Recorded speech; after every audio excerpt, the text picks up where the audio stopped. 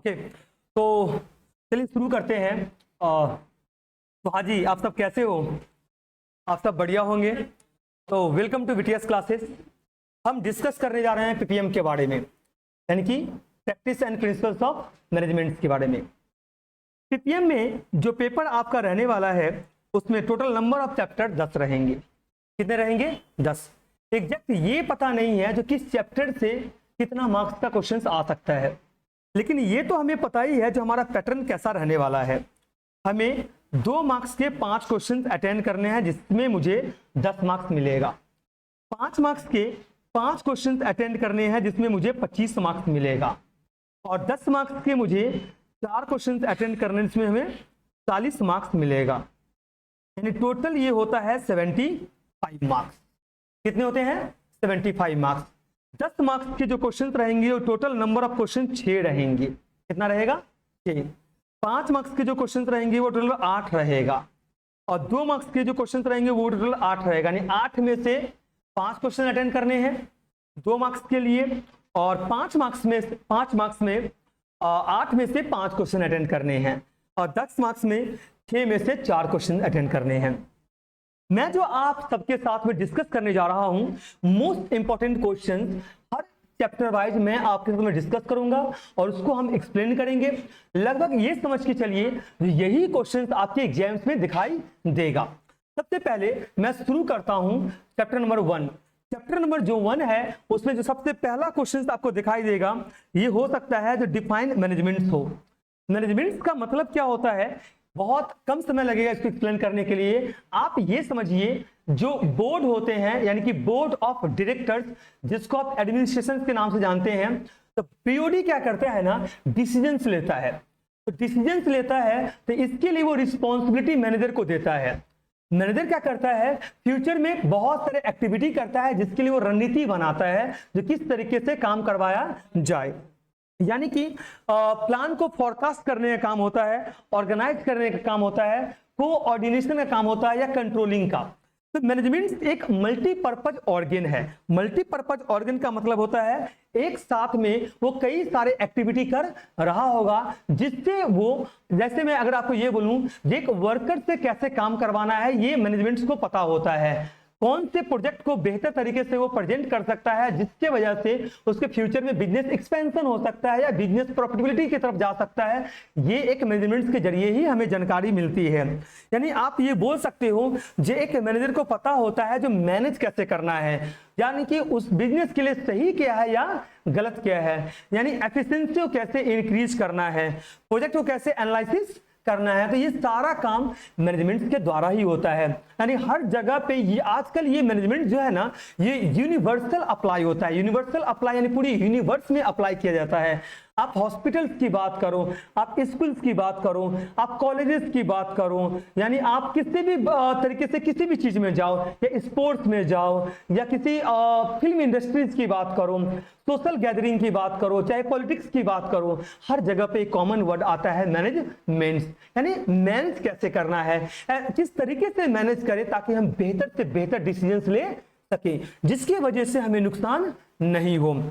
तो Peter Drucker बोलता है management is a multipurpose organ. यानी जो मैनेजमेंट है ये क्या है? मल्टीपर्पज ऑर्गन है। That manage business and managers and manage worker and work. मैंने क्या बोला? एक साथ में बहुत सारे काम को अलग अलग तरीके से बेहतर ढंग से करने के तरीके को ही हम लोग क्या बोलते हैं? मैनेजमेंट। यानी आप किस तरीके, जैसे आपकी जो मम्मी पापा होंगे ना वो घर को मैनेज करते होंगे, जैसे ये शूट्स है जैसे हम लोग मैनेज कर रहे हैं, तो ये सब कुछ क्या है? जैसे आप अपने टाइम टेबल को मैनेज करते हो, आप चीजों को बहुत आसान बना देते हो जब आप उस चीज को पहले से प्रिपेयर्ड होते हो, जो क्या प्लान करना है, कैसे कोऑर्डिनेट करना है, ऑर्गेनाइज कैसे करना है, कंट्रोल कैसे करना है, कोऑर्डिनेट कैसे करना है, डिसीजंस कैसे लेना है, एम्प्लॉय को मोटिवेट कैसे करना है, सब ऑर्डिनेट्स के साथ में कैसा बिहेव रखना है, ये सब कुछ क्या है? मैनेजमेंट है। कोई दिक्कत है? नेक्स्ट जो क्वेश्चन हम लोग देखते हैं ये है difference between management and administration. Sir आपका ये 2 मार्क्स का है, तो मैं 2 मार्क्स के जैसे ही आपको बताता हूं। एडमिनिस्ट्रेशन किसको बोलते हैं? टॉप लेवल को बोलते हैं।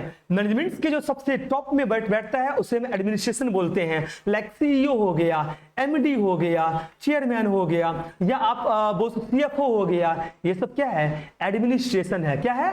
एडमिनिस्ट्रेशन। सर एडमिनिस्ट्रेशन का काम क्या होता है? भैया इसका काम होता है डिसीजंस लेने का, यानी जो भी एक्टिविटी एक कंपनी के द्वारा किया जाएगा उसकी डिसीजन किसके द्वारा लिया जाएगा? एडमिनिस्ट्रेशन के द्वारा लिया जाएगा। सर मैनेजमेंट क्या होता है? ये मैनेज करता है बिजनेस को। सर मैनेज करने का मतलब क्या? जो भी थिंग्स आप यानी जो भी एक्टिविटी आप बिजनेस में करते हो उसको मैनेज करने का काम किसका होता है? मैनेजमेंट का होता है। और डिसीजन लेने का काम किसका होता है? एडमिनिस्ट्रेशन का होता है। सर एडमिनिस्ट्रेशन हम टॉप लेवल को बोलते हैं और मैनेजमेंट हम मिडिल एंड लोअर लेवल को बोलते हैं। कोई दिक्कत है आपको यहां तक? मैं क्या बोल रहा हूं समझ में आ रहा है कि नहीं आ रहा है? 2 पॉइंट्स में एडमिनिस्ट्रेशन क्या करता है? एक ऐसा ग्रुप जो डिसीजंस लेने का काम करता है। मैनेजमेंट क्या करता है? मैनेज करने का काम करता है। एडमिनिस्ट्रेशन टॉप लेवल के लोग होंगे और मैनेजमेंट क्या होगा? मिडिल एंड लोअर लेवल का होगा। एडमिनिस्ट्रेशन डिसीजंस लेगा। मैनेजमेंट कौन होंगे? एग्जीक्यूटिव्स होंगे, जिसको आप मैनेजर भी बोल सकते हो, सुपरवाइजरी भी बोल सकते हो। अच्छा, एडमिनिस्ट्रेशन पॉलिसी बनाता है और मैनेजमेंट पॉलिसी को इंप्लीमेंट करता है। होप तो पूरा क्लियर हो गया होगा। Administration top level, management middle and lower level. Administration decisions लेगा, डिसीजिव, और मैनेजमेंट एग्जीक्यूटिव्स एग्जीक्यूट करेगा। अच्छा, ये एडमिनिस्ट्रेशन पॉलिसी बनाएगा यानी पॉलिसी फॉर्मुलेट करेगा और मैनेजमेंट क्या करेगा? पॉलिसी को इंप्लीमेंट करेगा। होप तो ये क्लियर है कि नहीं है? क्वेश्चन नंबर 3 की बात करता हूं। अच्छा, अब आया नंबर 3 क्या बोल रहा है? Is management of professions? Is management of profession? हाँ, मैनेजमेंट प्रोफेशंस है। डिसीजंस लेने का कैपेबिलिटी उसी के पास में है जिसके अंदर स्किल्स है। जिसके अंदर क्या है? स्किल्स है। और स्किल्स को पाने के लिए हमें क्या करना पड़ता है? ट्रेनिंग लेना पड़ता है और कोर्सेज कंप्लीट करने पड़ते हैं, जिसके लिए हमें डिग्री मिलता है और फिर जाकर के हम क्या करते हैं? मैनेजमेंट को मैनेज करने का काम करते हैं।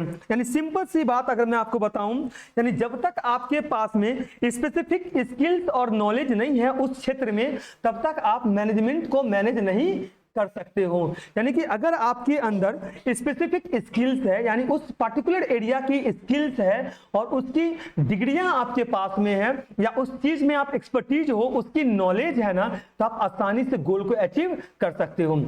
जैसे एक बड़े हॉस्पिटल्स में जो डायरेक्टर्स में जो लोग रहते हैं या जो मैनेज करता है वो कौन करते हैं? डॉक्टर्स करते हैं। तो वो जो हॉस्पिटल्स हैं उसकी ग्रोथ भी उसी तरीके से होता है और वो हॉस्पिटल्स की जो गोल है ना उसको वो आसानी से अचीव कर सकता है। समझ में आ रहा है कि नहीं आ रहा है? तो जैसा मैनेजमेंट रहेगा और जितने एक्सपर्टीज रहेंगे उस तरीके से उसको वो अपने तरीके से आसानी से गोल को अचीव कर पाएगा। क्लियर है कि नहीं है?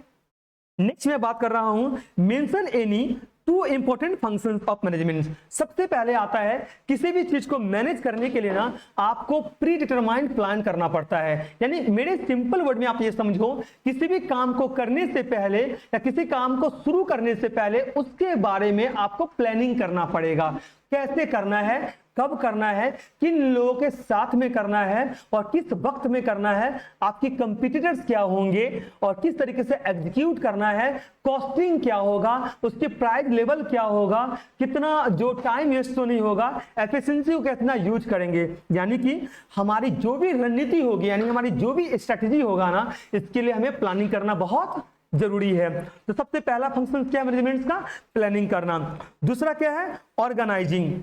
ऑर्गेनाइज जब करते हो ना तो आपको इसके लिए टास्क को कंप्लीट करना पड़ता है और उस टास्क को कंप्लीट करने के लिए आपको रिस्पॉन्सिबिलिटी लेना पड़ेगा। और रिस्पॉन्सिबिलिटी जब तक नहीं, और रिस्पॉन्सिबिलिटी कैसे लेंगे? एफिशिएंसी और इफेक्टिवनेस से लेंगे। मैं रिपीट कर रहा हूं, जब तक आप मोर एफिशिएंट नहीं रहोगे ना तब तक आप मोर रिस्पॉन्सिबिलिटी क्रिएट नहीं कर पाओगे, अच्छे से टास्क को कंप्लीट नहीं कर पाओगे। जब तक आप एफिशिएंट नहीं रहोगे तब तक आप टास्क को कंप्लीट नहीं कर पाओगे। तो जब आपके अंदर की एफिशिएंसी, यानी जब आपकी एफिशिएंसी लेवल बढ़ेगा, जब आप इफेक्टिवनेस होगे, तो आप रिस्पॉन्सिबिलिटी को समझोगे और अपने टास्क को सही समय पे सही तरीके से एग्जीक्यूट कर पाओगे। तो ये 2 फंक्शंस है। नेक्स्ट है आपका what do you mean by universality of management. मैं फिर से रिपीट करूंगा, पूरी दुनिया भर की यानी कि पूरी यूनिवर्स क्या करता है, मैनेजमेंट को अप्लाई करता है। आजकल हर स्कूल्स और कॉलेजेस में मैनेजमेंट की पढ़ाई किया जाता है। बेसिक तरीके से अगर मैं आपको बताऊं तो जो बहुत ऐसे कॉलेजेस हैं जो मैनेजमेंट के ऊपर कोर्स प्रोवाइड करता है, जिसे आप एमबीए के रूप में देखते हो, बीबीए के रूप में देखते हो। क्लियर कि नहीं है? तो यूनिवर्स अप्लाई करता है, हर लेवल के जो लोग होते हैं ना, हर लेवल में क्या होता है, मैनेजमेंट का अप्लाई किया जाता है। अगर मैं बोलूं पॉलिटिकल मैनेजमेंट, पॉलिटिक्स को कैसे मैनेज करना है, एक छोटा सा किसी पॉलिटिशियन के द्वारा अगर कोई गलत बात कर दिया जाता है, कोई कमेंट अगर कर दिया जाता है, तो इसके लिए पार्लियामेंट में उसके ऊपर जवाब देना पड़ जाता है, उसको माफी आकर मांगना पड़ता है। कई बार उस पॉलिटिशियन को हटा दिया जाता है पद से। यानी कि मतलब जो बड़े बड़े लोग हैं ना, वो क्या कर रहे हैं, उस पॉलिटिक्स को मैनेज कर रहे हैं। आप जिस क्षेत्र में रहो, एजुकेशन में आपको मैनेज करना पड़ता होगा।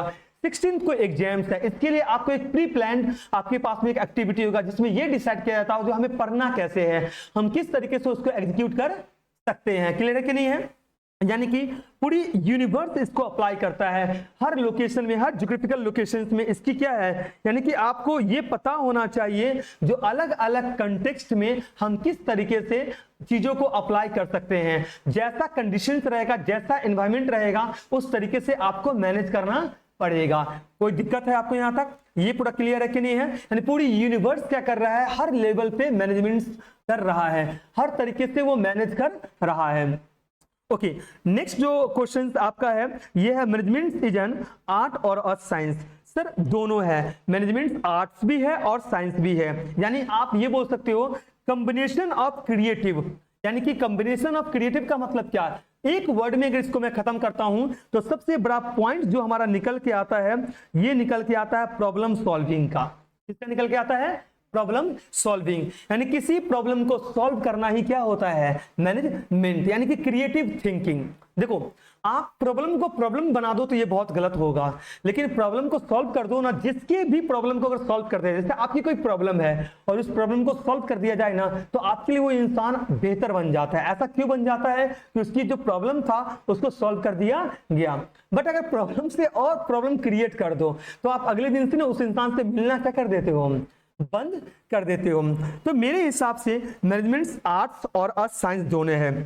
सर प्रॉब्लम को सॉल्व करना, लेकिन जो प्रॉब्लम सॉल्व करते हैं ना उसको सिस्टमैटिक तरीके से करते हैं, यानी उसकी अपनी एक प्रोसेस होगा।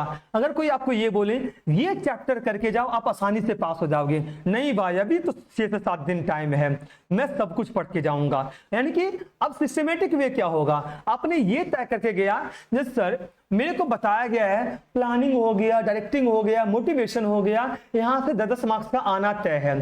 पता चला 10 चैप्टर में उस चैप्टर से 10 मार्क्स का आ गया और इन 3 चैप्टर को क्या कर दिया गया, बाहर कर दिया गया। यानी इन 3 चैप्टर से 10 मार्क्स का क्वेश्चन नहीं आया और आपने उस चैप्टर को सही से पढ़ा ही नहीं है। जब आप ये सारे चैप्टर को पढ़े नहीं हो तो इसका मतलब है जो उसकी जो रिस्पॉन्स है ना आप एग्जाम्स में करके नहीं आ पाओगे। यानी कि मेरे हिसाब से किसी भी चीज को, यानी जो भी एलिमेंट है उसको सिस्टमैटिक तरीके से कंप्लीट करो और प्रॉब्लम को सॉल्व करो, ताकि आपकी जो गोल है, यानी जो आपकी जो ऑर्गेनाइजेशन है उसकी गोल को आप आसानी से अचीव कर सको। पोडोस्कॉप क्या है, सिंपल सी बात है, पी का मतलब होता है प्लानिंग। पहले हम प्लानिंग करते हैं, फिर हम उसको ऑर्गेनाइजिंग करते हैं, फिर डायरेक्शन देते हैं, फिर स्टाफिंग में क्या जरूरी है, परफेक्ट टाइम पे, यानी कि एग्जैक्ट टाइम पे हमें क्या करना है, सही स्टाफ को अपॉइंट करना है, राइट टाइम पे राइट स्टाफ को अपॉइंट करना, उसकी एफिशिएंसी को यूज करना, आइडियल टाइम यानी नहीं होने देना है, खाली समय नहीं है, more efficient get more reward. इस तरीके का हमारा सोच रहता है स्टाफिंग में।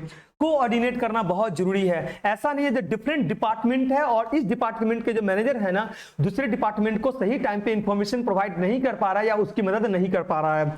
सर रिपोर्ट करना बहुत जरूरी है। आप रिपोर्ट देर से कर रहे हो, रिपोर्ट अगर देर से करोगे तो इसके जो नुकसान होगा उस बिजनेस में ही होगा। भले उस बिजनेस में आप डिफरेंट डिपार्टमेंट की मैनेजमेंट में जुड़े हुए हो या डिफरेंट डिपार्टमेंट के मैनेजर्स हो, लेकिन आपकी वजह से क्या हो गया, वो पूरा ओवरऑल जो हमारा ऑर्गेनाइजेशन था ना उसको नुकसान हो गया। तो कोऑर्डिनेशन करना बहुत जरूरी है। और ये सारी चीजों का करना बहुत जरूरी है बच्चों। तो आपको प्रोड्यूस कब समझ में आ गया कि नहीं आ गया?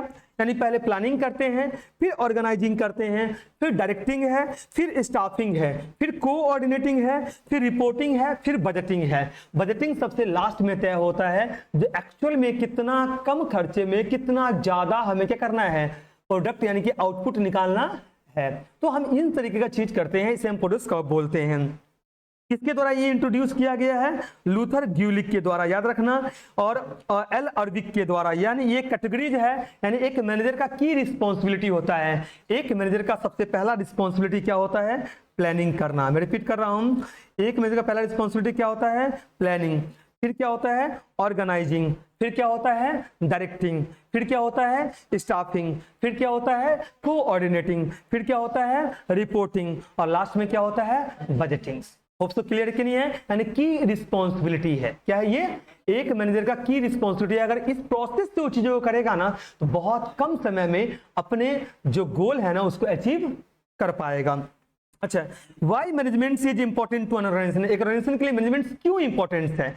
और इसका सबसे बड़ा रीजन ये होता है, हम सबका गोल कॉमन है और हम सबको गोल क्या करना है? अचीव करना है। अगर मैं आपको ये बोलूं, जो आप जिस तरीके से पढ़ रहे हो उसमें 30% भी लेकर नहीं आ सकते हो, तो आपको खराब लगे कि नहीं लगेगा? लेकिन इसमें 95% बच्चे ऐसा होंगे जो ये सोच लेंगे, यार मैं 2 दिन भी लास्ट का पढ़ूं ना, तो फिर भी मेरा जो maximum number of question exams में है ना, वो क्या हो जाए? अटेम्प्ट हो जाए। यानी हर किसी का एक ही पर्पज है, गोल को अचीव करना। आपने टारगेट सेट किया होगा 60%, 70%, 80%। किसी किसी बच्चे का टारगेट होगा जो 100% क्या कर लेना है? कंप्लीट कर लेना है। दूसरा होता है गोल अचीवमेंट के बाद डिसीजंस मेकिंग। देखो, मैं अगर आपको ये बोलूं बच्चों, आप जिस तरीके से बोलोगे मैं उस तरीके से पढ़ाऊंगा, ये भी सही है, लेकिन मैं ये भी तो चेक करूंगा ना, जो जिस तरीके से आप बोल रहे हैं वो परफेक्ट है या नहीं है। यानी कि आपकी डिसीजंस, आपके द्वारा जो डिसीजंस लिया जाता है उसके वजह से आपको नुकसान भी हो सकता है। तो आपको ध्यान देना पड़ेगा किस तरीके से डिसीजंस ले जिससे हमारी ऑर्गेनाइजेशन को क्या हो? फायदा हो। क्लियर कि नहीं है? यानी सबसे पहला जो आता है गोल अचीवमेंट आता है, और दूसरा आता है डिसीजन मेकिंग आता है। तो यहां तक क्लियर है कि नहीं है? नेक्स्ट है mention the level of management. इसके 3 लेवल होते हैं। पहला आता है टॉप लेवल, दूसरा आता है मिडिल लेवल, और तीसरा आता है लोअर लेवल। टॉप लेवल में जो लोग रहते हैं, जो स्ट्रेटेजिक डिसीजन लेते हैं, मतलब रणनीति बनाते हैं और उसके हिसाब से डिसीजन लेते हैं, यानी कि जो गोल को अचीव करने का काम करते हैं। तो टॉप लेवल में जो होते हैं वो सीईओ होते हैं, एमडी वगैरह होते हैं, डायरेक्टर्स वगैरह होते हैं। फिर हम बात करते हैं मिडिल लेवल, यानी जो इंप्लीमेंट करता है उस प्लान को। प्लान बनाया किसने? Top level. इंप्लीमेंट किसने किया? Middle level. और एग्जीक्यूट किसने किया? Lower level. मिडिल लेवल कौन होते हैं? जो मैनेजर्स वगैरह होते हैं। किससे काम करवाता है? वर्कर से काम करवाता है। होप्स तो आपको समझ में आया कि नहीं आया? टॉप लेवल, मिडिल लेवल और मैनेज आपका लोअर लेवल। यानी कि भैया वहां से इंफॉर्मेशन मिला है, और यानी कि जो हमारा सुपीरियर है वो सब ऑर्डिनेट तक पहुंचा, सब ऑर्डिनेट किस तक पहुंचा? सुपीरियर तक पहुंचा। ये एक चेन सिस्टम बना है, उस तरीके से हमें बच्चों परफॉर्म करने पड़ते हैं। नेक्स्ट है 2 मैनेजरियल टास्क। सबसे पहले क्या है? अपने टारगेट को सेट करो और प्लान को डेवलप करो। जैसे आज आप जब घर जाओगे तो ये सेट करना 75 है ना, 75 हमें लेकर किसी भी तरीके से आना है। ये हो गया टारगेट सेट करना। सर टारगेट तो मैंने सेट कर लिया, इसके बाद प्लान को डेवलप करेंगे। सर प्लान को डेवलप कैसे करेंगे? सर कुछ नहीं है, 12 से 13 तारीख के अंदर, यानी 13 तारीख के अंदर पूरा 10 चैप्टर हमें क्या कर लेना है? कंप्लीट कर लेना है। सर जी सर हमने प्लान को डेवलप कर लिया। जैसे आज अगर मैं बोलूं 8 तारीख है, 10 तारीख तक आपका 6 चैप्टर क्या होना चाहिए? कंप्लीट हो जानी चाहिए। 6 चैप्टर कंप्लीट होने का मतलब है 60% क्या हो गया? कंप्लीट हो गया। अब आप आसानी से पास कर रहे हो। डेवलपिंग प्लान सर और कैसे करेंगे? सर उन सारे चैप्टर का मॉक देंगे, और वो सारे क्वेश्चंस उसमें मौजूद होनी चाहिए जो मोस्ट इंपॉर्टेंट क्वेश्चन है, जिसका चांसेस सबसे ज्यादा है एग्जाम्स में आने का। जब उस क्वेश्चंस को हम मॉक के रूप में दे रहे होंगे तो हमें ये पता चल जाएगा जो उस क्वेश्चंस के राइट आंसर हम लिख पा रहे हैं कि नहीं लिख पा रहे हैं। होप तो समझ में आ गया ना? हमने टारगेट सेट किया, फिर उस प्लान को हमने डेवलप किया। दूसरी बताओ, नेक्स्ट आता है performance evaluation. Sir performance evaluation की बात मैं क्या कर रहा हूं? आपकी एग्जाम 16th को है, तो जब 16th में जब एग्जामिनेशन हॉल में बैठ रहे होंगे तो उस 3 घंटे के टाइम को प्रॉपर तरीके से क्या करना है, यूटिलाइज करना है। जब आप उस 3 घंटे के टाइम को प्रॉपर तरीके से यूटिलाइज करते हो और एग्जामिनेशन हॉल से जब बाहर निकलते हो तो आपको आसानी से पता चल जाता है यार 75 मार्क्स में हमने 75 मार्क्स पूरा अटेम्प्ट करके आया है और एक भी क्वेश्चन छूटा नहीं है। यहाँ तक सारे क्वेश्चन मेरे को इजिली प्रोसेस से इजिली तरीके से आ रहा था। परफॉर्मेंस इवैल्यूएशन हुआ कि नहीं हुआ, आपको ये तय हो जाएगा यार मैं 75 या 75 में मेरा तो चांसेस है 60 प्लस आने का या 65 प्लस आने का, 70 प्लस या हो सकता है 75 में 75। आपकी एक्सपेक्टेशन क्या है 75 में 65 लाने का, 70। जब रिजल्ट निकल के आता है तो पता चलता है आपका 95 प्लस है, या तो हो सकता है जो 100 क्या कर दे, टोटल प्रोजेक्ट वगैरह सब मिलाकर 100 दे दे। इसका मतलब परफॉर्मेंसेस इवैल्यूएट करना, हमारी एफिशिएंसी लेवल बढ़ी है कि नहीं। अगर इस बार ऐसा होता तो नेक्स्ट एग्जाम जो होगा ना उसमें एफिशिएंसी और आपका क्या होने लगेगा, इंप्रूव होना शुरू हो जाएगा। यानी सर हम टारगेट सेट करेंगे, प्लान को डेवलप करेंगे और फिर परफॉर्मेंसेस को इवैल्यूएट करेंगे। सर नेक्स्ट क्या है, social objective of management. Sir social objective क्या है मैनेजमेंट का, सर जो भी आपकी एफिशिएंसी है उसको अचीव करना और सोसाइटी में जो गोल है उसको क्या करना, कंप्लीट करना। यानी हम सब जब एक ऑर्गेनाइजेशन में काम करते हैं ना तो हम सबका गोल क्या होना चाहिए, कॉमन होना चाहिए। एक कस्टमर ये सोचता है जो कम प्राइस में बेटर क्वालिटी मिले और एक प्रोड्यूसर ये चाहता है जो कम प्राइस में वो ज्यादा प्रोडक्ट क्या कर सके, सेल कर सके और ज्यादा रेवेन्यू जनरेट कर सके। समझ आ रहा नहीं आ रहा है। गवर्नमेंट चाहता है जो उसको प्रॉपर टाइम पे क्या मिले, टैक्स मिले। जो सोसाइटी में जो लोग काम कर रहे हैं वो चाहता है जो वेलफेयर बेनिफिट्स उसको मिले। यानी हर तरीके से क्या करना है, सोशल ऑब्जेक्टिव, इंफ्रास्ट्रक्चर डेवलप्ड हो, हॉस्पिटल स्कूल इन सब का क्या हो, निर्माण हो। तो ये सब चीजें क्या है हमारा सिस्टम कहीं ना कहीं आप बोल सकते हो सोशल ऑब्जेक्टिव ऑफ मैनेजमेंट है। यानी कि मैं आपको बोलूंगा एथिकल प्रैक्टिस करो। क्या करो बच्चों, ethical practice. Sir ethical practice क्या है, गुड और बैड। यानी आपको समझ में आना चाहिए जो प्रोडक्ट आप बेच रहे हो वो गलत नहीं होनी चाहिए, प्रोडक्ट क्या होनी चाहिए, सही होनी चाहिए। आपको रॉन्ग और राइट में समझ आनी चाहिए। आपको सिस्टमैटिक तरीके से प्रोसेस क्या करना पड़ेगा, अप्लाई करना पड़ेगा। यानी कि जो आपका कॉर्पोरेट सोशल रिस्पॉन्सिबिलिटी है, अब आप अपना फायदा देख रहे हो, कंज्यूमर के पैसे मार रहे हो, तो इससे क्या हो सकता है, नुकसान कंज्यूमर को ही हो सकता है। तो सर सोशल रिस्पॉन्सिबिलिटी क्या है, CSR का सर एक वर्ड में समझाइएगा। ये बताया जाता है जो भी बड़े बड़े कंपनी है, जो पब्लिक लिमिटेड कंपनी है ना, उसको अपने प्रॉफिट का 2% कंट्रीब्यूट करना पड़ता सोसाइटी के लिए। यानी अगर वो 1000 रुपए का प्रॉफिट करेगा तो 2% किसको देगा, वो सोसाइटी को देगा। CSR में डोनेट करेगा ताकि क्या हो सके, एजुकेशन को बढ़ावा मिल सके, हॉस्पिटलिटी को बढ़ावा मिल सके, रिसोर्सेज को बढ़ाया जा सके। यानी कंट्रीब्यूशन करना किसके टुवर्ड्स, सोसाइटी के टुवर्ड्स हमें क्या करना पड़ेगा, कंट्रीब्यूट करने पड़ेंगे।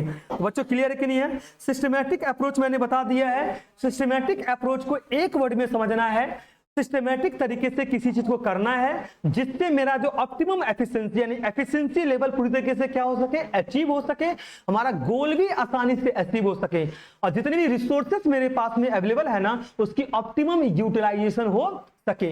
यानी कि अगर मैं ये बोलूं जो मेरे पास में अगर 8 घंटा है तो उस 8 घंटे को प्रॉपर तरीके से यूटिलाइज करना है। ऐसा नहीं है कि मैंने 6 घंटे को यूज किया और 2 घंटे क्या कर दिया, बाबू सोना करने में वेस्ट कर दिया। अगर मैं 2 घंटे को बाबू सोना करने में वेस्ट कर रहा हूं तो इस 2 घंटे के खामियाजा को कब करना पड़ेगा, एक सर्टेन टाइम के बाद इसकी आपको रिवॉर्ड के रूप में क्या होगा, इसका गिफ्ट आपको ठीक मिल जाएगा। यहां तक समझ आ रहा कि नहीं आ रहा है। यानी चलो ठीक है, आपने एक डेडलाइन, एक टाइम सेट किया है जो 4 घंटा मेरे को पढ़ना है, तो ये है ऑप्टिमम एफिशिएंसी। यानी आपके अंदर जितना भी एफिशिएंसी है ना उसको 4 घंटे में पूरा करना पड़ेगा। जितने भी रिसोर्सेस अवेलेबल है 4 घंटे में क्या पढ़ना है, उस रिसोर्स को क्या करना है, अचीव करना है। क्लियर ना। जब तक हम एफिशिएंट नहीं होंगे, जब तक हम इफेक्टिवनेस नहीं होंगे, तब तक हम गोल को अचीव नहीं कर पाएंगे। तो बच्चों आपको यहां तक क्लियर है। तो फर्स्ट चैप्टर में जितना मैंने आपको 2 मार्क्स का बताया, इससे ज्यादा आपको कुछ पढ़ने की जरूरत नहीं है और ज्यादा डिफिकल्ट भी नहीं है। नेक्स्ट में बच्चों मैं बात करता हूं, यह discuss the nature and scope of management. पहला क्वेश्चन मैंने 5 मार्क्स में दे रखा है, discuss the nature and scope of management. Sir nature and scope of management में जो पहला पॉइंट आपसे डिस्कस करूंगा ये है हमारा गोल ओरिएंटेड। आप सबकी एक स्पेसिफिक ऑब्जेक्टिव होगा आप सब ने एक टारगेट सेट किया होगा और उसके अनुसार आप एफर्ट्स डालते होंगे, क्लियर ना, रणनीति बनाते होंगे, उसके अनुसार क्या करना है, आपको गोल अचीव करना है। सर हो जाएगा चैप्टर, बस 5 पॉइंट लिखना है ना, कोई दिक्कत नहीं है सर, लिख कैसे करेंगे, आ जाएंगे। हो सकता है कोई ऐसे टीचर्स आपकी कॉपी चेक करें जहां पर उसको पकड़ा जाए, आपका कॉपी पकड़ा जाए और पता चले जो आपने ऐसा कुछ भी लिखा नहीं है और आपका पूरा मार्क्स क्या हो जाए, कट जाए। हो सकता है सर, हो जाएगा, कोई दिक्कत नहीं है सर, आसपास में से भी हो जाएगा, दायां बायां देखने से भी हो जाएगा। पता चला जब एग्जामिनेशन हॉल में आपको पेपर मिला और जब आप लिखना शुरू किए तो दायां और बायां वाला बोल रहा भाई तेरे को कुछ आता है, प्लीज मेरे को बता दे। यानी कि मेरा ये करने का मतलब है, आप पहले एक स्पेसिफिक पर्पज रखो, सेट करो, टारगेट सेट करो, उसमें अपना एफर्ट्स लगाओ, उसके लिए आप रणनीति बनाओ। और वो रणनीति क्या होना चाहिए, गोल ओरिएंटेड होना चाहिए। सर गोल ओरिएंटेड रणनीति होगा तो चल जाएगा। सर मिनी जेरोक्स वाला रणनीति कई बार काम नहीं आता है, कई बार सर 4 क्वेश्चन करके जाने वाला काम नहीं आता है। तो मेरा कहने का मतलब है, मिनी जेरोक्स वाले अगर 10 क्वेश्चंस लेके जा रहा है, पता चला जो उसमें से एक क्वेश्चन क्या हो गया, उसका फंस गया और वो क्वेश्चन कंप्लीट करते हुए पकड़ा गया, तो उसके लिए क्या हो सकता है, नुकसान हो सकता है। लेकिन सर 3 क्वेश्चन तो उसका छूट गया ना। गोल ओरिएंटेड क्या है, हमें इस तरीके से टारगेट को अचीव करना है, जो रणनीति मैंने बनाया है उसको इस तरीके से सेट करना है ताकि हम आसानी से क्या कर सकें, अपने टारगेट को अचीव कर सकें। यानी याद रखना, लाइफ में कुछ भी हो गोल ओरिएंटेड होना बहुत जरूरी है। दूसरा है, जो मैनेजमेंट है ना, पूरा दुनिया भर के हर सेक्टर में जितने भी लोग हैं ना, वो मैनेजमेंट को अप्लाई करता है, यानी कि ये यूनिवर्सल एप्लीकेशन है, यानी पूरा यूनिवर्स के द्वारा इसको अप्लाई किया जाता है, हर लेवल में इसको अप्लाई किया जाता है, हर सेक्टर में अप्लाई किया जाता है। Point number 3, continuous process. अब ऐसा नहीं है, मैनेजमेंट जो बच्चों होता है ना, मैनेजमेंट ऑन गोइंग प्रोसेस होता है। मैं रिपीट कर रहा हूं, मैनेजमेंट ऑन गोइंग प्रोसेस होता है। जब एक टास्क कंप्लीट होगा तो आपको दूसरा टास्क क्या करना पड़ेगा, शुरू करना पड़ेगा, और ये कंटिन्यूअस चलता ही रहेगा। एक बार जब आप अपने गोल को जब आप अचीव कर लोगे तो नेक्स्ट गोल की तरफ आपको बढ़ना पड़ेगा, उसके लिए नया तरीके से मैनेजमेंट को अपेयर करना पड़ेगा। नेक्स्ट है मल्टी डिसिप्लिनरी अप्रोच। मतलब कहने का मतलब है, एक ऑर्गेनाइजेशन के अंदर कई सारे चैलेंजेस आते हैं और उन सारे चैलेंजेस को सामना कर पाता है कि नहीं कर पाता, उसके हिसाब से वो टास्क को कंप्लीट करेगा। सर डायनामिक एंड एडेप्टिव है, यानी देखिए हमारा जो एनवायरनमेंट है ना वो बहुत डिफरेंट है, ये हमारे लिए कई सारे चैलेंजेस खड़ा करता है और ये समटाइम्स क्या हो जाता है, चेंज हो जाता है। तो जैसा एनवायरनमेंट रहेगा ना उसके हिसाब से हमें क्या करना पड़ेगा, अपने अप्रोच को पूरा करना पड़ेगा, चेंज होना पड़ेगा। और सबसे बड़ी बात है, हम सबका गोल कॉमन है, इसका मतलब ये है हम पीपल ओरिएंटेड होंगे, यानी हमारी जो टीम है ना या इंडिविजुअल, हम एक दूसरे को मोटिवेट करेंगे। सेल्फिश होना सही नहीं है, कई बार सेल्फिश होना क्या कर देता है, आपको बर्बाद कर देता है। क्लियर कि नहीं है, तो पीपल ओरिएंटेड होना बहुत जरूरी है। डिसीजन मेकिंग, देखो मैं फिर से रिपीट कर रहा हूं, आपके पास में कई सारे ऑप्शंस होंगे, उसमें से आप ये चेक करो जो कौन सा ऑप्शन सबसे क्या है, बेहतर है। तो जो ऑप्शन आपके पास में बेहतर होगा उसके हिसाब से आप रिस्क लोगे और उसके ऊपर आप एक्शंस लोगे। क्लियर कि नहीं है आपको यहां तक। सर नेक्स्ट जो है ये अथॉरिटी एंड रिस्पॉन्सिबिलिटी। हम सबको ये बताया गया है जो भी हमारा स्किल्स है और जो भी हमारा रिस्पॉन्सिबिलिटी है उसे क्या करना है, कंप्लायंस करना है, उन सारे नियमों को पालन करना है। कोई दिक्कत है आपको यहां तक, क्लियर कि नहीं है, ये पूरा क्लियर हो चुका है क्या। चलिए नेक्स्ट क्वेश्चन की तरफ चल रहे हैं।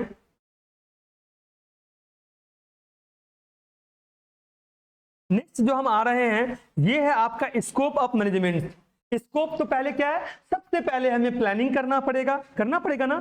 बिना प्लानिंग का कोई भी ऑर्गेनाइजेशन अपने आप को डेवलप नहीं कर सकता है, कुछ भी फॉरकास्ट नहीं कर सकता है, ऑब्जेक्टिव को क्लियर नहीं कर सकता। यानी कि पहले आपको प्लानिंग करना बहुत जरूरी है। अब प्लानिंग क्या है, फॉरमोस्ट एंड मोस्ट इंपॉर्टेंट आपकी ऑब्जेक्टिव है। कहीं ना कहीं बिना प्लानिंग का आपका आगे जाना पॉसिबल नहीं है, तो प्लानिंग करना बहुत जरूरी है। दूसरा ऑर्गेनाइजिंग।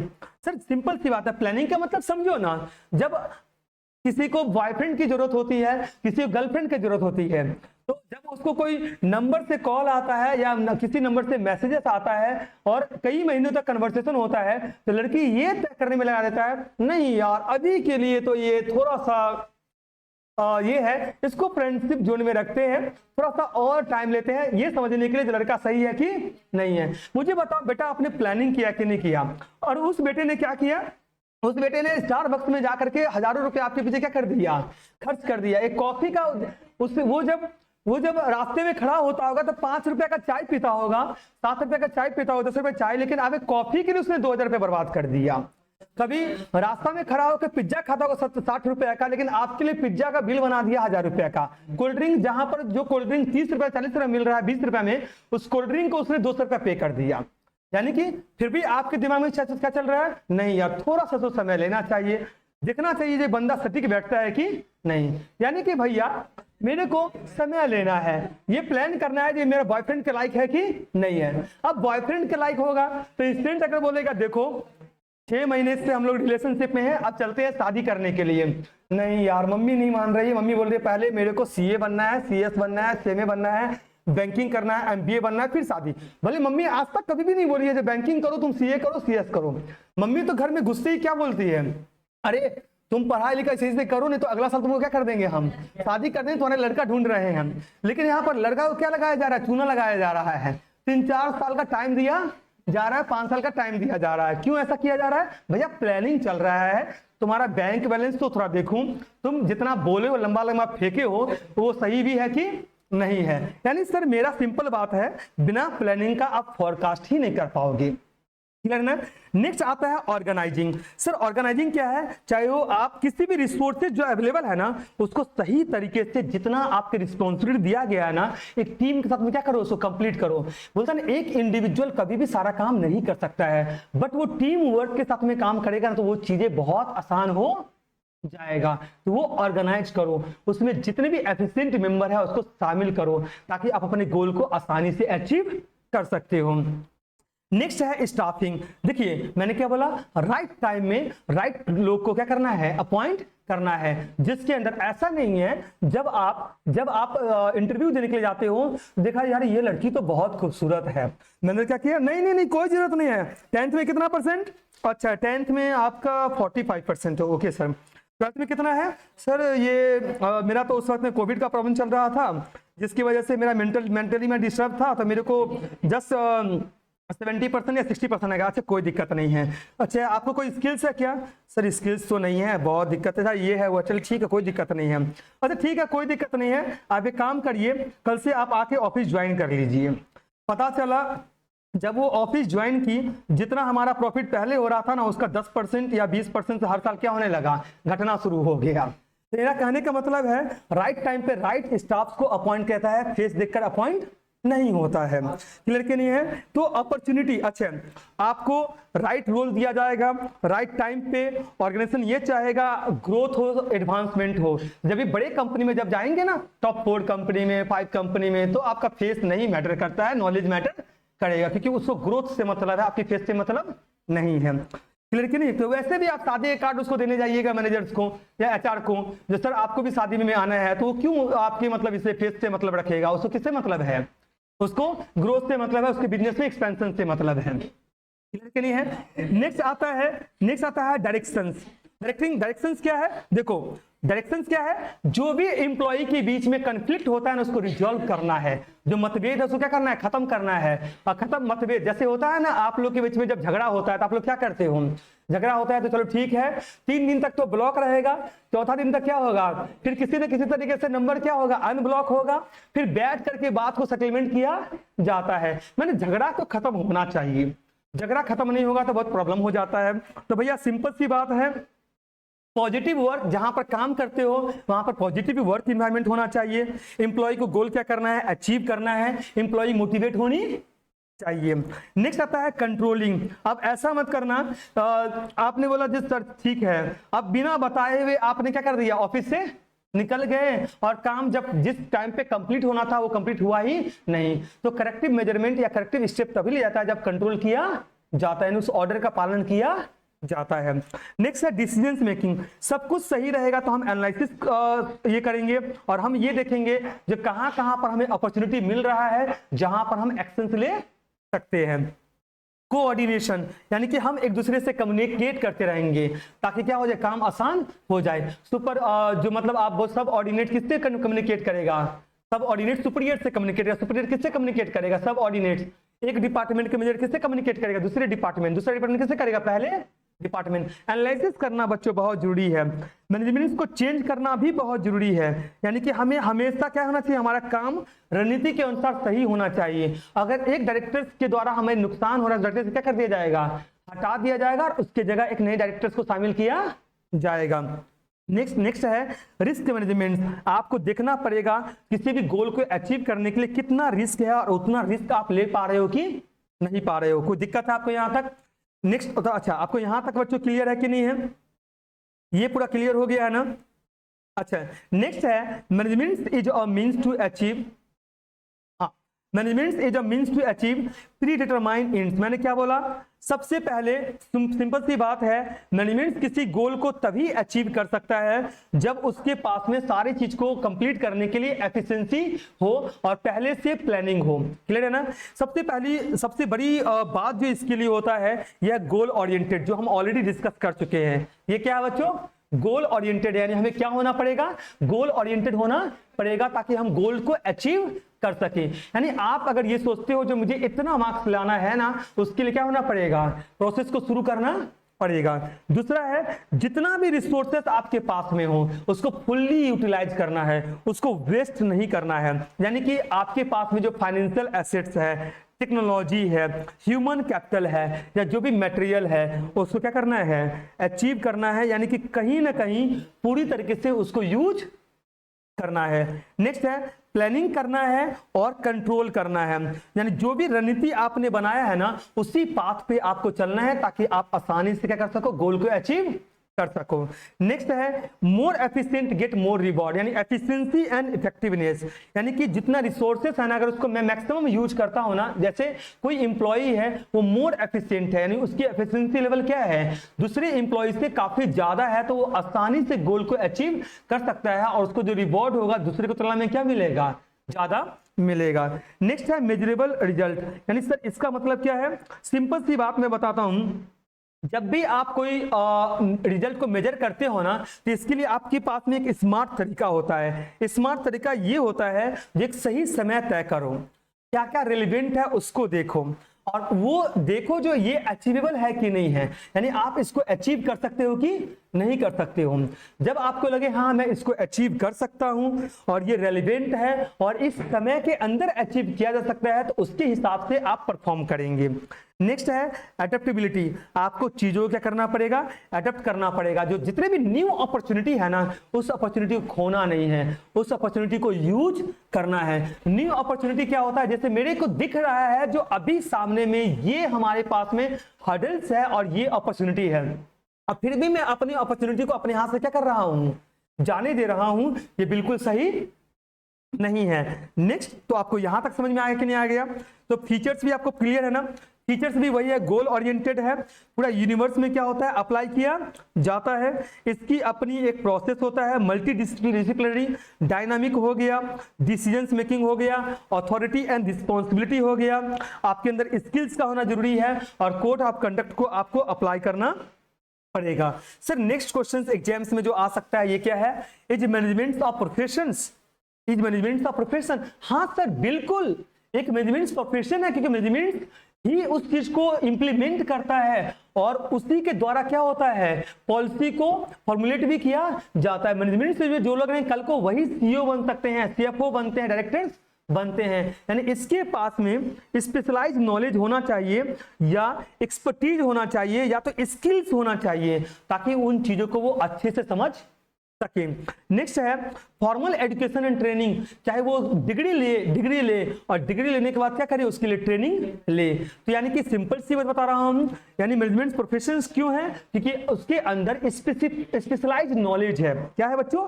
स्पेशलाइज्ड नॉलेज है और स्किल्स है और इसके लिए हमें पहले पढ़ाई करना पड़ता है और ट्रेनिंग लेना पड़ता है। इसको आजकल आप इंटर्नशिप भी बोल सकते हो या आर्टिकलशिप बोल सकते हो। ट्रेनिंग लेते हैं, फॉर्मल एजुकेशन लेते हैं, कुछ लोग एमबीए करते हैं, कुछ लोग सीए करते हैं, कुछ लोग लॉयर का कोर्सेज करते हैं, कुछ लोग डॉक्टर्स बनते हैं, इंजीनियर्स बनते हैं, सीएस बनते हैं, सीएमए बनते हैं। तो ये क्या है बच्चों? ये फॉर्मल एजुकेशन है और फिर इसके लिए वो ट्रेनिंग भी लेते हैं। क्या लेते हैं? ट्रेनिंग लेते हैं। नेक्स्ट है ethical standards and code of conduct. इसके साथ ही साथ उसको क्या करना पड़ेगा, कोड ऑफ कंडक्ट यानी जो रूल्स एंड रेगुलेशंस है ना उसको पालन करना पड़ेगा, यानी किसी भी काम को हॉनेस्टली काम करना पड़ेगा। यानी मैं आपको बस इतना समझाना चाहता हूं, आप किसी भी डिसीजन लो ना तो हॉनेस्टली लो, उससे नुकसान नहीं होना चाहिए। कोई भी काम कर रहे हो ना उसकी अकाउंटेबिलिटी आपकी होनी चाहिए, जवाबदेही आपकी होनी चाहिए। सपोज मैं ये चैप्टर पढ़ा रहा हूं, इस चैप्टर में अगर कुछ समझ में नहीं आया तो इसकी अकाउंटेबिलिटी किसकी होनी चाहिए, मेरी होनी चाहिए। जो स्टूडेंट्स पढ़ रहे हैं वो स्टूडेंट्स के अगर स्कोर कम होता है, नहीं कि मार्क्स कम आता है, तो उसकी रिस्पॉन्सिबिलिटी किसका होगा, मेरा होगा। यानी ये हमारी अकाउंटेबिलिटी होगा, यानी हमें जवाबदेही होगा। हम ये कभी भी नहीं बोलेंगे नहीं नहीं ये उनकी गलती मेरी गलती नहीं है, किनकी गलती है, उनकी गलती है, वो तो पढ़े ही नहीं थे, ये गलत हो जाएगा। क्लियर कि नहीं है। अगर वो स्टूडेंट नहीं पढ़ रहा है, कंटिन्यूअस वो चीजों को इंप्लीमेंट नहीं कर रहा है, उसे कॉल करना पड़ेगा, मैसेजेस करना पड़ेगा, बार बार उसको क्या करना पड़ेगा, बताना पड़ेगा। देखिए आपके जरिए क्या नहीं हो रहा है, प्रिपरेशन नहीं हो रहा है, चैप्टर्स सर कंप्लीट हो रहे हैं बट आप अपना एफर्ट्स नहीं डाल रहे हो। उनकी मॉक टेस्ट लेना पड़ेगा ताकि इससे ये पता चल सके जो ये एफिशिएंट है कि नहीं है, ये चीजों को अचीव कर सकता है या नहीं। नेक्स्ट है, अब जब स्टैंडर्ड फॉलो करते हो ना तो दूसरा था लाइसेंसिंग एंड सर्टिफिकेट। सीए करते हो तो उसकी मेंबरशिप आपको मिलता है, सर्टिफिकेट मिलता है, जिससे ये तय होता है कि आप फ्यूचर में प्रैक्टिस कर पाओगे और उन एरिया पे काम कर पाओगे। नेक्स्ट है कंटिन्यूअस प्रोफेशनल डेवलपमेंट। जब जो भी हमारे पास में नॉलेजेस है बच्चों, क्या है नॉलेजेस है ना, तो बोलता है ना एक इंसान सीखते सीखते सीखता है। अब ऐसा नहीं है जिन चीजों को मैं पिछले 5 साल पहले अप्लाई कर रहा था, सेम चीज कब मैं अप्लाई कर रहा हूं, अभी अप्लाई कर रहा हूं, नहीं, हमें डे टू डे इंप्रूव करना पड़ेगा। फॉर एग्जांपल आप पहला चैप्टर देखिए हो ना, फर्स्ट चैप्टर का इस तरीके का नोट्स है, फर्स्ट चैप्टर का इस तरीके का नोट्स है, सेकेंड चैप्टर का नोट्स आपको बदलता हुआ दिखाई देगा। मैं बता रहा हूं पीपीएम का जो सेकेंड चैप्टर का नोट्स होगा वो क्या हो जाएगा, डिफरेंट होगा, अलग होगा। समझ में आ रहा है कि नहीं आ रहा है मैं क्या बोल रहा हूं। यानी कंटिन्यूअस आपकी प्रोफेशनल्स को डेवलप करना पड़ेगा, स्किल्स को अपग्रेड करने पड़ेंगे, नए नए टेक्निक्स को समझना पड़ेगा, इनोवेशन लाना पड़ेगा। क्लियर कि नहीं है। नेक्स्ट है प्रोफेशनल एसोसिएशन, इसके लिए समूह बनाया गया है। सीए के लिए आईसीएआई है, सीएस के लिए आईसीएसआई है, सीएमए के लिए आईसीएमएआई है। यानी इसका मतलब क्या है, एक ऐसा एसोसिएशन जहां पर सारे सीए सीएमए इकट्ठा होते हैं और क्या करते हैं, डिसीजंस लेते हैं जो अब क्या नया लाना है, किस चीजों को इंप्लीमेंट करना है, कोड ऑफ कंडक्ट क्या होनी चाहिए। क्लाइंट सेंट्रिक अप्रोच, मेरा एक ही मतलब है क्लाइंट सेंट्रिक अप्रोच में, यानी जो क्लाइंट्स हमारे होंगे ना उसकी प्रॉब्लम को सॉल्व करना। यानी सिंपल सी बात है, क्लाइंट्स की जो नीड होगा ना उसको अचीव करना, उसकी नीड्स को पूरा करना। हम अगर ये देखेंगे जो हम सेल्फिश हो जा रहे हैं, या अच्छा मैं ये अगर आपको बोलूं कोई चैप्टर आप कंप्लीट कर रहे हो और किसी टीचर के द्वारा अगर उस चैप्टर में 4 से 5 या 7 क्वेश्चन कंप्लीट करवा दिया जाए और बाकी जो 25-30 क्वेश्चन या 40 क्वेश्चन है उसको छोड़ दिया जाए, या आपको उसको मॉक या प्रैक्टिस के जरिए नहीं कंप्लीट करवाया जाए, या उसकी डाउट आपको क्लियर ना हो, तो हो सकता है जितने कंसेप्ट आपको मिले हैं उस कंसेप्ट के जरिए आप क्या ना कर सको, उस क्वेश्चन को सॉल्व नहीं कर सको। यानी जितनी आपकी नीड होगी उसके हिसाब से ही हमें परफॉर्म करने पड़ेंगे। फिड्यूशियरी रिलेशनशिप, अब सिंपल सी बात है, मैं अपना फायदा बाद में देखूंगा और best interest of the client अभी देखूंगा। यानी हमारे क्लाइंट्स के इंटरेस्ट में जो चीजें होगा ना हम वही करेंगे, हमारे क्लाइंट्स के इंटरेस्ट फायदे के लिए जो चीजें होगा उसको करेंगे, जो हमें ऐसा लगे कि अगर हमारे क्लाइंट्स के लिए क्या नहीं है, ये चीजें अप्लीकेबल नहीं है, उसको हम नहीं करेंगे। समझ में आ रहा है कि नहीं आ रहा है। नेक्स्ट हम बात कर रहे हैं career advancement and path. Simple सी बात है, देखिए अगर आपको हायर लेवल पे जाना है ना तो क्या करना पड़ेगा, आपको स्किल्स को इनहेंस करना पड़ेगा, एक्सपीरियंस को इनहेंस करना पड़ेगा, परफॉर्मेंसेस को बढ़ाना पड़ेगा। नेक्स्ट है पी रिकॉग्निशन, मैं फिर से रिपीट कर रहा हूं, आपको प्रोफेशनल्स को फॉलो करना है ना तो कंटिन्यूअस काम करते रहना पड़ेगा, उस एरिया में आपको परफॉर्म करने ही पढ़ेंगे। कोई दिक्कत है कि नहीं है। अच्छा मिडिल लेवल आपको पता है ना, मिडिल लेवल का काम क्या होता है, पॉलिसी को फॉर्मुलेट करने का, इंप्लीमेंट करने का। यानी कि अच्छा मिडिल लेवल में क्या क्या आता है सुन लेते हैं बच्चों। मिडिल लेवल में आता है ऑपरेशनल प्लानिंग, जो किस तरीके से काम करना है उसके लिए प्लानिंग करता है। जैसे मैं यहाँ पर भी पढ़ा रहा हूं तो ये क्या हो गया, एक ऑपरेशनल प्लानिंग हो गया, हमें इस तरीके से हमें काम करना है। दूसरा आता है कोऑर्डिनेशन, किसके साथ में काम करना है, एक टीम के साथ में काम करना है। किस साथ में काम करना है, एक टीम के साथ में काम करना है। फिर आता है डिसीजन इम्प्लीमेंटेशन, जो डिसीजन दिया गया है उसको इम्प्लीमेंट, अगर एक डायरेक्टर से बोलता है तो आपको इस तरीके से काम करना पड़ेगा, तो हमें उस तरीके से क्या करना पड़ेगा, उन चीजों को फॉलो करने पड़ेंगे। फिर आता है रिसोर्सेस एलोकेशन, जितने भी रिसोर्सेस हमारे पास में अवेलेबल होंगे ना उसको हम लोग फॉलो करेंगे। फिर आता है परफॉर्मेंसेस मैनेजमेंट, यानी कि जो भी मिडिल लेवल मैनेजर्स है ना उसको मॉनिटर करना है और परफॉर्म करना है, यानी जो भी हमारे इंडिविजुअल्स है ना, यानी पहले आप एक टारगेट सेट करो, टारगेट सेट करके ना काम करना शुरू करो, और लास्ट में आपके लिए जब आप परफॉर्म कर दोगे ना इसके बाद आपके लिए क्या जरूरी है, फीडबैक जरूरी है। फीडबैक चाहे अच्छा हो चाहे फीडबैक बुरा हो, बट फीडबैक जरूरी है। फीडबैक क्या है बच्चों, जरूरी है। अगर मेरे को कोई ये बोले सर मेरे को ये वाला पॉइंट समझ में नहीं आया, मैं उसको क्लियर तरीके से समझा चुका हूं, बट मैं ये कोशिश करूंगा कोई और दूसरा प्रोसेस हो जिसके जरिए उसको वो समझाया जा सके, इसलिए फीडबैक बहुत जरूरी है। Team leadership, positive work environment रहेगा तो हम बेहतर तरीके से परफॉर्म कर पाएंगे, जितना अच्छा एनवायरनमेंट रहेगा ना हम परफॉर्म उतनी अच्छी तरीके से बच्चों कर पाएंगे। नेक्स्ट आता है ट्रेनिंग एंड डेवलपमेंट, लेकिन किसी भी चीज किसी भी एम्प्लॉय को इनहेंस करने के लिए, उसके परफॉर्मेंसेस को बढ़ाने के लिए ना ट्रेनिंग प्रोवाइड करना बहुत जरूरी है ताकि वो डेवलप कर सके। और सबसे लास्ट में है कम्युनिकेशन। देखिए टॉप लेवल और लोअर लेवल में सबसे बड़ा गैप जो आता है किसका आता है, कम्युनिकेशन। जितना ज्यादा कम्युनिकेशन होगा काम उतना आसान हो जाएगा। जैसे मैं अगर किसी स्टूडेंट से 1 महीना तक कम्युनिकेट ना करूं, 1 महीना तक कंप्लीट कम्युनिकेट ना करूं और आप पढ़ाई को लेकर अवेयर भी नहीं हो, तो हो सकता है जो 1 महीने के बाद क्या हो सके, आपको नुकसान हो जाए। तो एक बहुत बड़ा गैप बन चुका है, एक ब्रिज बन चुका है। इस कम्युनिकेशन जो गैप है ना इसको फिल करना बहुत जरूरी है बच्चों, फिल करना बच्चों क्या है, बहुत जरूरी है। और लास्ट में आता है क्वालिटी कंट्रोल। क्वालिटी को कंट्रोल करना भी बच्चों बहुत ज्यादा जरूरी है। मैं रिपीट कर रहा हूं, क्वालिटी को कंट्रोल करना भी बहुत जरूरी है।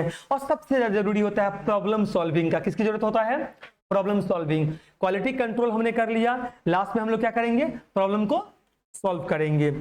नेक्स्ट हमारा जो है ये है discuss the skill that effective managers should possess. सबसे पहला लीडरशिप क्वालिटी होना चाहिए, यानी हमारा जो विजन है ना, देखो एक मैनेजर के इफेक्टिव मैनेजर्स कौन है, इफेक्टिव मैनेजर कौन है, जिसके अंदर लीडरशिप स्किल्स है। क्या है, लीडरशिप स्किल है, जिसको पता है जो वो अपने टीम को ना मोटिवेट कर सकता है, जिससे लोग इंस्पायर होता होगा, जिससे लोग क्या होता होगा, इंस्पायर। अब हम कुछ यहाँ पर बोल दिए और आप लिख के कुछ और आ गए तो दिक्कत हो सकता है। यानी कि लीडरशिप स्किल जरूरी है, इंस्पायर करना जरूरी है, जिस मैनेजर को देख क्या हो सके लोग मोटिवेट फील कर सके। क्लियर है, जिस टीम के साथ में हम काम करें ना उस टीम का ऑब्जेक्टिव क्या होना चाहिए, क्लियर होनी चाहिए। यानी हम सबका जो विजन है ना वो क्लियर होना चाहिए। जब हम अपने एम्प्लॉय को गाइड करें ना तो आसानी से क्या कर सके, वो गोल को अचीव कर सके। इसलिए बोलते हैं लीडरशिप, यानी कि ऐसा क्वालिटी जिससे सामने वाला इन्फ्लुएंस हो सके।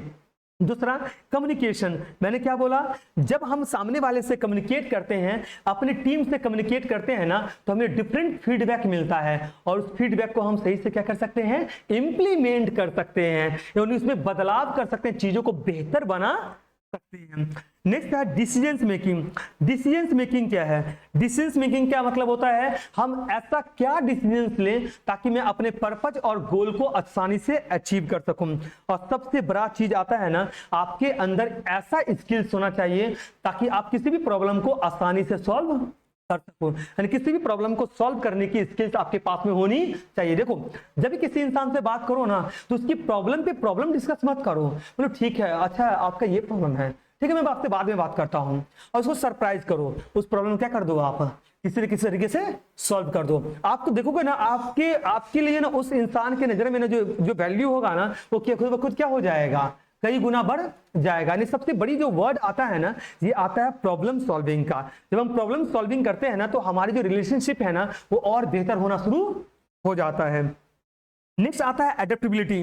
देखो जैसा रणनीति बना रहे हो ना, जैसा एनवायरनमेंट है ना, जैसा एनवायरनमेंट चाहता है ना वैसे ही हमें क्या करना पड़ेगा, अपने आप को चेंज करना पड़ेगा। क्लियर करिए, एडेप्ट करना पड़ेगा। नेक्स्ट आता है इमोशनल इंटेलिजेंस। सर मैनेजर जो होता है ना, हाई इमोशनल इंटेलिजेंस होता है, वो सामने वाले की इमोशंस को समझता है, टीम मेंबर को समझता है, रिलेशनशिप बिल्ड करना जानता है, डिफिकल्ट से डिफिकल्ट सिचुएशंस को हैंडल करना जानता है। आखिर उसको इतना बड़ा पद क्यों दिया गया है? ताकि किसी भी सिचुएशन में क्या कर सके, आसानी से हैंडल कर सके। ये जो बड़े बड़े पॉलिटिशियंस हैं, जब किसी भी कंफ्लिक्ट होता है, जब कोई बोलता है हम इस पार्टी को छोड़ के चले जाएंगे, तो उससे पहले क्या होता है, एक मीटिंग होता है, उससे वार्तालाप होता है, उससे बातचीत किया जाता है ताकि प्रॉब्लम को सॉल्व किया जा सके। नेक्स्ट है डेलीगेशन।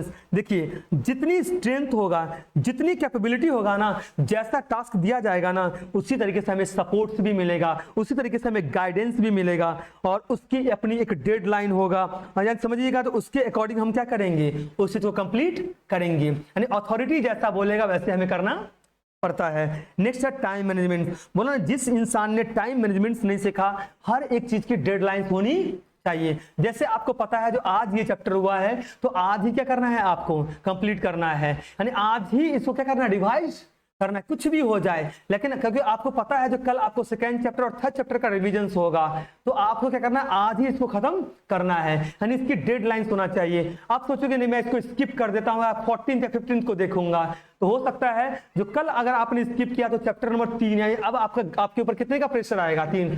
कल अगर स्किप करोगे चौथा, अगर तीसरा दिन जाते हो, 2 चैप्टर उस दिन हो गया, कितने का प्रेशर है, 5 चैप्टर का। और एक दिन जब आप 5 चैप्टर लेके बैठोगे ना, आपके लिए मुश्किल खड़ा कर देगा, और आपको लगेगा यार इसको रिवाइज करना, इसको लर्न करना हमारे लिए क्या नहीं है, पॉसिबल नहीं है। यानी हर एक चीज की अपनी डेडलाइन होनी चाहिए। और सबसे बड़ी चीज आता है टीम बिल्डिंग। देखो हाई परफॉर्मिंग टीम हमेशा अपनी चीजों को क्या कर सकता है, आसानी से अचीव करता है। तो जैसी परफॉर्मिंग टीम होगा उस तरीके से हम क्या कर पाएंगे, चीजों को आसानी से अचीव कर पाएंगे। नेक्स्ट क्वेश्चन जो 10 मार्क्स में हमारा आ सकता है, ये है इज मैनेजमेंट और साइंस और आर्ट्स। क्या है, मैनेजमेंट साइंस और आर्ट्स है। सबसे पहले साइंस और आर्ट्स क्या है, सिस्टमैटिक बॉडी ऑफ नॉलेज, किस तरीके से उसको इंप्लीमेंट करना है। आपको क्रिएटिव होना पड़ेगा और इनोवेशंस होना पड़ेगा। आपको अपने ऑब्जेक्टिव को एनालिसिस करना पड़ेगा, नहीं आपके जो पर्पज है ना उसको एनालिसिस करना पड़ेगा। सब्जेक्टिव जजमेंट लेना पड़ेगा। क्या लेना पड़ेगा, सब्जेक्टिव जजमेंट लेना पड़ेगा, यानी जजमेंट है ना वो सब्जेक्टिव होनी चाहिए। नेक्स्ट सर आता है रिप्लिकेट प्रिंसिपल, यानी कि जो भी आपका प्रिंसिपल्स है ना उसको अप्लाई करना पड़ेगा। यानी कि अप्लाई करने का मतलब है उसी के गाइडेंस के अनुसार आपको इफेक्टिवली फॉलो करने पड़ेंगे। फिर है कंटेक्सचुअल एडेप्टेशन, यानी कि आप जो भी काम कर रहे हो ना, यानी आपके द्वारा जो भी काम है, जैसा कल्चर है ना, रणनीति के हिसाब से भी ही इंप्लीमेंट करना पड़ेगा, रणनीति के अगेंस्ट नहीं होनी चाहिए। और नेक्स्ट है आपका सिस्टमैटिक प्लानिंग, यानी आपकी जो प्लानिंग है ना वो सिस्टमैटिक तरीके से होनी चाहिए, तभी जाके आप गोल को क्या कर सकते हो, अचीव। कभी ऐसा सीखा है क्या, जर्नल एंट्री सीखा नहीं, डायरेक्ट फाइनल अकाउंट सॉल्व करना शुरू कर दिया, तो ये दिक्कत हो सकता है। आपको शुरू से क्या करना पड़ेगा, आपको सारे चैप्टर कंप्लीट करने पड़ेंगे, तब जाके आप चीजों को अचीव कर पाएंगे।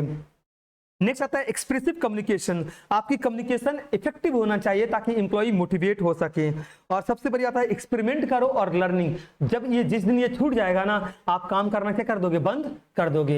एक्सपेरिमेंट भी जरूरी है और सीखना भी बहुत जरूरी है। ये कौन सिखाता है, साइंस और आर्ट्स सिखाता है हमें। और सबसे बड़ा बात है ह्यूमन एलिमेंट्स, यानी हमें समझना पड़ेगा सामने वाले का इमोशंस क्या है और उस चीज को उपयोग कर पा रहा है कि नहीं कर पा रहा है। बच्चों यहाँ तक क्लियर है कि नहीं है। और इस चीज के नेचर की सोशियो इकोनॉमिक में बता चुका हूँ, सोशियो इकोनॉमिक हम लोग क्या कर चुके हैं, क्लियर कर चुके हैं। लाइक मैं फिर बता रहा हूं, हम सबका पर्पज है गोल को अचीव करना, रिसोर्सेस को यूटिलाइज करना, बेहतर डिसीजंस लेना, चीजों को एडप्ट करना, इनोवेशंस करना, क्रिएटिविटी करना, एफिशिएंसी को मेजर करना, एम्प्लॉय को मोटिवेट करना, जो प्रॉब्लम है उसको रिजॉल्व करना, रिस्क लेना, और सबसे बड़ी बात है इफेक्टिव कम्युनिकेशन, ताकि बेहतर क्या मिल सके, फीडबैक मिल सके। वो क्लियर कि नहीं है। टॉप लेवल पता है, मिडिल लेवल पता है और आपको लोअर लेवल भी पता है। ये सारा चीज आपको पता है कि नहीं है। सोशियो रिस्पॉन्सिबिलिटी आपको पता है कि नहीं है। और ये हमारा लास्ट का क्वेश्चन जो मैंने आपको दिया है ना, ये जो बच्चों है, ये है what do you mean social responsibility of management and discuss its significance. Social responsibility के लिए एथिकल लीडरशिप होना जरूरी है। क्या होना जरूरी है, एथिकल लीडरशिप होना जरूरी है। चाहे एम्प्लॉय हो चाहे स्टेक होल्डर्स हो, गुड क्या है, बैड क्या है, राइट क्या है, रॉन्ग क्या है, इसको समझना जरूरी है। एम्प्लॉय के वेलफेयर के लिए काम करना पड़ेगा। दूसरी सबसे बड़ी बात है, हमारे सारे एम्प्लॉई अलग है, उनकी कल्चर अलग है, उसके हिसाब से चीजों को एडप्ट करना पड़ेगा।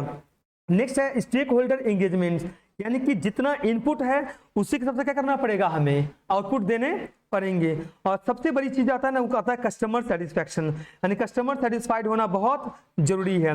बेहतर इन्वायरमेंट होना चाहिए, सप्लाई चेन रिस्पॉन्सिबिलिटी होना चाहिए, कम्युनिटी को डेवलप करना पड़ेगा, ट्रांसपेरेंसी रखना पड़ेगा और अकाउंटेबिलिटी रखनी पड़ेंगी। चीजों को ट्रांसपेरेंट रखना पड़ेगा, जिस चीज की हम रिस्पॉन्सिबिलिटी लेते हैं उसकी जवाबदेही भी हमारी होनी चाहिए। लॉ एंड रेगुलेशंस को कंप्लायंस करना बहुत जरूरी है, क्लियर कि नहीं है। और सिग्निफिकेंस क्या है, आपकी रेपुटेशन कब बढ़ता है, जब आपकी पॉजिटिव रेपुटेशन क्रिएट होता है। स्टेक होल्डर सेटिस्फैक्शन कब होगा, जब आप एथिक्स को अप्लाई करोगे, यानी उसके एक्सपेक्टेशन के हिसाब से काम करोगे। रिस्क क्या है, रिस्क हर चीज में है, आपको पता होना चाहिए कितना रिस्क लेना है। और कंपटीशन तो बढ़ते जा रहा है, उसको बीट करने के लिए, उसको बेहतर तरीके से अरेंज करने के लिए भी काम करना पड़ेगा। और एम्प्लॉय का एंगेजमेंट जरूरी है, रिटेंशन का भी बहुत जरूरी है। और ये चैप्टर हमारा क्या हो गया, कंप्लीट हो गया। कोई क्लियर कि नहीं है। अच्छा सर, इस चैप्टर से और जो सबसे ज्यादा जो सोशल रिस्पॉन्सिबिलिटी 10 मार्क्स में टॉप लेवल, मिडिल लेवल और साइंस और आर्ट्स का क्वेश्चन 10 मार्क्स में क्या हो सकता है, आ सकता है। थैंक यू सो मच बच्चों।